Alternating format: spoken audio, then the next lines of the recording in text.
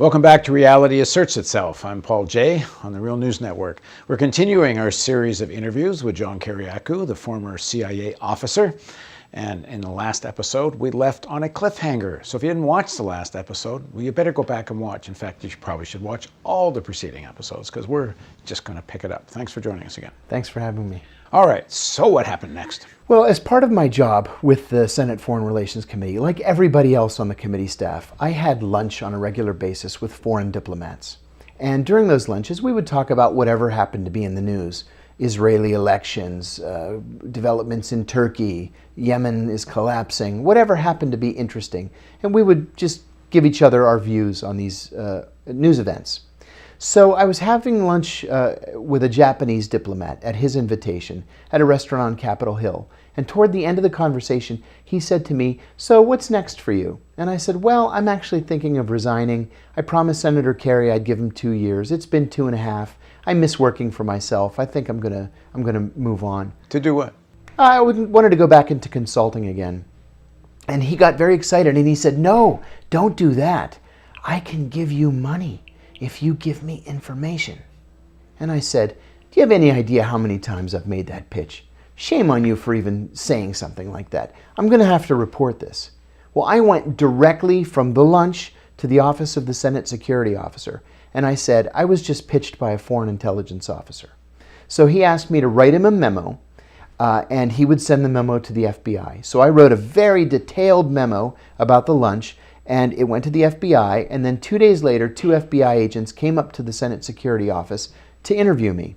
And they said, "What we want you to do is to call him back, invite him to lunch, and try to get him to tell you exactly what information he's looking for and how much money he's willing to pay for it. And we're going to have 2 agents at the next table to listen in on the conversation." I said, "Terrific." So I called him, I invited him to lunch, and we went to the lunch, and we had another great conversation, and he told me what he was interested in. I should add that the FBI didn't show up to sit at the next table. Right before that lunch, they called and said, "Just go ahead and do it and write us another memo." So who's setting you up, the FBI or the CIA? Well, I thought that I was helping out the FBI by helping them identify a foreign intelligence officer. So I did this a second time, and a third time, and a fourth time. And I might have even had a 5th lunch with him. Finally, he told me that... But are you thinking this is a setup? No. I thought this was a counterintelligence investigation. So finally he tells me I'm being transferred to Cairo. I said, "Okay, good luck. Nice to meet you. Nice to know you." And I never saw him again. It wasn't until a year later that we learned that there was no Japanese intelligence officer. There was no Japanese diplomat. He was an FBI agent. And what they were trying to do was to set me up on a real espionage charge. Not one of the bullshit espionage charges that they ended up putting on me, all of which were dropped, I should add. They knew that their espionage case against me was weak to non-existent. I hadn't committed espionage. In fact, one of the espionage charges, I'm going to interrupt myself here, one of the espionage charges was based on the fact that I had leaked top secret compartmented information about a CIA program to the New York Times. Do you know what that information was? That the CIA had a program to capture or kill Al-Qaeda members. Come on. I got an espionage charge for that. The other 2 espionage charges were based on the fact that I had given a former CIA colleague's business card. He's no longer in the CIA, and he was never undercover. I had given this business card to 2 reporters, one at ABC and one at the New York Times. So I got 3 espionage charges. Wait a sec, if you're not undercover, there's lots of CIA agents Precisely. that are officers that are known and they get talked about. In fact, when we raised this in court, my attorney told the judge, "Your Honor, this man was never undercover. And all my client did was to pass his business card, which he's handing out to everybody, to these 2 reporters." And the judge said, "I find that very hard to believe." So she turns to the prosecutors and she says, "Is that true?" And the prosecutor says, "Well, Your Honor, Mr. Kiriakou really should have been more careful." And she turns to my attorneys and says, "I'll entertain a motion to dismiss those charges." So they were all eventually dropped. But they knew, the FBI knew that these that these charges and the espionage case against me was very weak. So what they wanted to do was to catch me actually committing espionage. And so they sent in this pretend Japanese diplomat. Okay, you didn't fall for it, but they continue to target you anyway. Right, but see, all this time I didn't know that I was being targeted. When I had lunch with a Japanese diplomat, this was 2011. This was the spring of 2011. I wasn't arrested until 2012. And what really did me in was in January of 2012, I got a call from the FBI. Hi, this is so-and-so with the FBI field office in Washington. Do you remember that case you helped us out with about a year ago? I said, sure. About the foreign diplomat? He said, yeah. I said, yeah, sure, I remember. He said, well, we've got a similar case and we really need your help. Can you come down here? I said, sure. In fact, I said, anything for the FBI. Well, come on down on Thursday. I said, terrific. So I go down on Thursday and meet with these two FBI agents in a secure vaulted conference room. And we're an hour into this meeting before I realized, wait a minute, this case is against me. I had no idea. But I should have known, because another thing happened that same week. The previous week, my mother's sister died in western Pennsylvania. And so I rented a car and I went to the funeral. Well, it turned out I also had a hearing in Ohio, at family court in Ohio, on child support. So I rented this car, I went to my aunt's funeral, and then from the funeral in Pennsylvania, I drove to Warren, Ohio, and I checked into a motel to wait for the hearing on Monday afternoon. So Monday morning, I didn't have anything to do. I got up and I thought, I'm going to go look at my grandparents' old house. I haven't seen it in 15 years. I'm going to drive through the neighborhood and see what it looks like.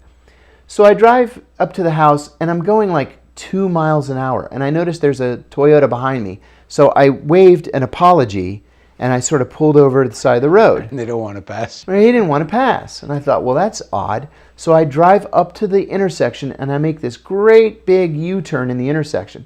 Well, this guy makes a great big U-turn as well. And I thought, all right, it's either he's a carjacker or he's a private eye that my ex-wife hired to follow me. So I know the neighborhood well. I cut through the neighborhood using what I would have called a surveillance detection route. I already knew that I was being followed. And I drive to the cemetery where my grandparents are buried. So I stop the car near their graves. I get out. This guy passes me and parks about 100 feet away and turns around and he's just watching me. Yeah, they want you to know. Right. It was pretty clear. So I called my wife and I said, this is going to sound crazy, but I'm under surveillance. And she agreed with me that it was probably my ex-wife having hired a private eye to catch me doing what, I had no idea. But then from there... It wouldn't be so obvious. Right. From there, I drove to the Packard Museum. Remember the car, the Packard from the 40s and 50s? Well, it was made in that town, Warren, Ohio. And there's a Packard music hall, and next to it is the Packard Museum. So I drove into the parking lot of the Packard Museum, and I made a U-turn there. He did the same. I waited until the light was red, and then I sped through the red light. And he got caught up in traffic. And then I just sort of wended my way back to the motel. So I thought, well, some local yokel private eye just got too close and didn't know what to do because I was driving erratically. And I didn't think about it. Well, it was after this meeting with the FBI 4 days later that I realized it was the FBI. They had followed me all the way from Virginia. They probably thought I was running to Canada or something because their call had tipped me off. I didn't know. But I realized that next Thursday in that meeting that I'm in deep trouble. In fact, at the end of the meeting, they said, well, you should know that as we speak, we're executing a search warrant on your home. And I said, am I under arrest? And he said, not yet. And I said, well, I want to talk to my attorney. Triggered by what, according to them? This meeting with this phony Japanese diplomat? They decided they couldn't charge me with that, which they couldn't because I hadn't done anything wrong. And they went ahead and charged me with 3 counts of espionage related to saying that the CIA was capturing al-Qaeda leaders, and the 2 business cards. So I got 3 espionage charges there. They added a charge of making a false statement to the CIA's Publications Review Board, which was absurd. That was in the process of writing my book. They said that I made a false statement. I don't even recall what the false statement was supposed to have been. But I remember sitting in the conference room with my lawyers, and they said, so what exactly was the false statement? And I said, I don't know. I don't know what this is supposed to be. I was supposed to have lied to them somehow. Anyway, they also charged me with 1 count of violating the Intelligence Identities Protection Act of 1982. Giving the business card. No, it was different because that guy was never undercover. I had gotten a call in 2008, so this is 4 years earlier. I'd gotten a call from a reporter who was writing a book on the rendition program, and he wanted to know if I knew anybody that I could introduce him to that he could interview for the book. I said, I don't know anybody. I didn't have anything to do with rendition. I really never met any of those guys. So he said, well, what about the guy in your book that you mentioned running into at the airport in Pakistan? And I said, yeah, I can't remember his name. And he said, I think his first name's John. And I said, oh, right, that's John Doe or John Smith. I said, I don't know where he is. He's probably retired and living somewhere in Northern Virginia. That was a felony, and I served 2 years in prison for that conversation. That's the one you actually had to plead to. Yes.